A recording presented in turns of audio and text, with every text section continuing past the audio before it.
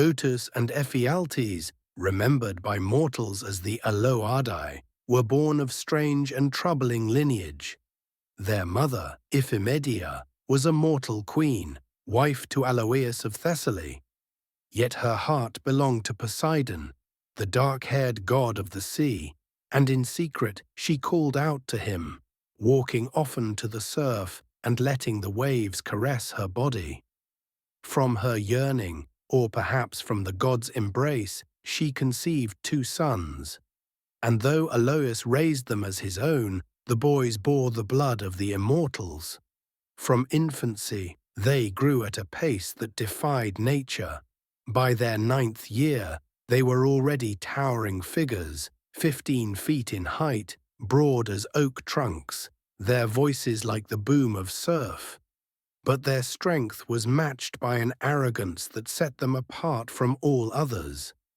They did not behave like brutish giants, content with chaos and destruction. Instead, they bore within them a hunger for dominion, a dream of order and power, greater even than that of the Olympians. The brothers swore they would not remain beneath the rule of Zeus. They declared that Olympus should be theirs, and that the gods, who sat so high above men, would be forced to yield their thrones. To reach heaven, they would build with their own hands a colossal staircase of mountains. They threatened to heave Mount Ossa upon Mount Olympus, and upon Ossa to set Mount Pelion, creating a path to storm the sky.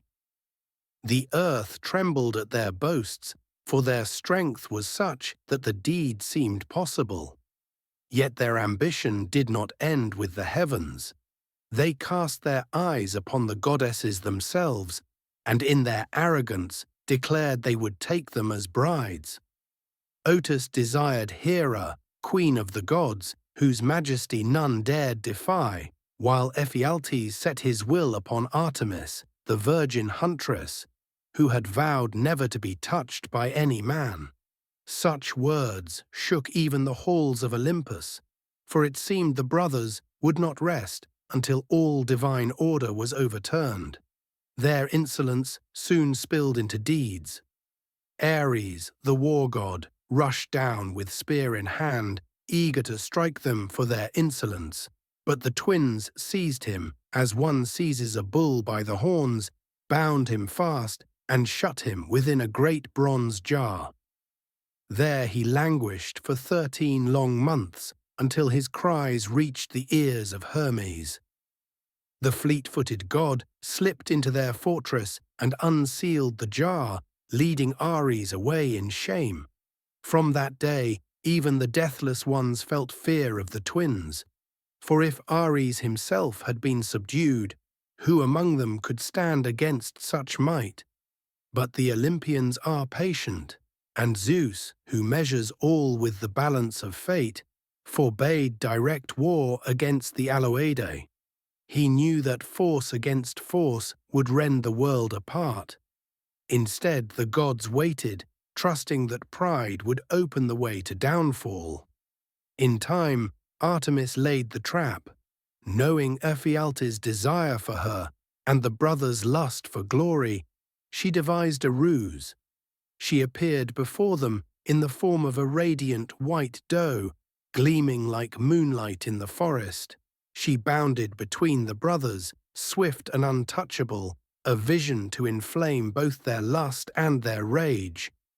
Otus and Ephialtes seized their spears and rushed after her. She leapt into a clearing, and each giant took his stance, weapons raised. In that moment, the goddess vanished like mist. Their spears, loosed with all their might, whistled through the air and struck not the deer, but each other. Thus the brothers fell, pierced by their own hands, their strength spent, their ambition undone. So perished the Aloadae, the sons of Poseidon, whose pride reached higher than the mountains they sought to pile. Their tale is told as a warning that power without wisdom leads to ruin, that ambition without humility destroys itself.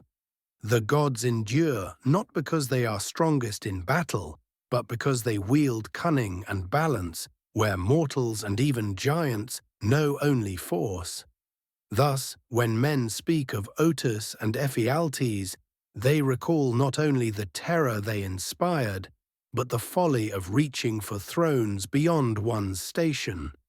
For the heavens cannot be seized by might alone, and those who raise themselves against the order of the cosmos are brought low by their own hand.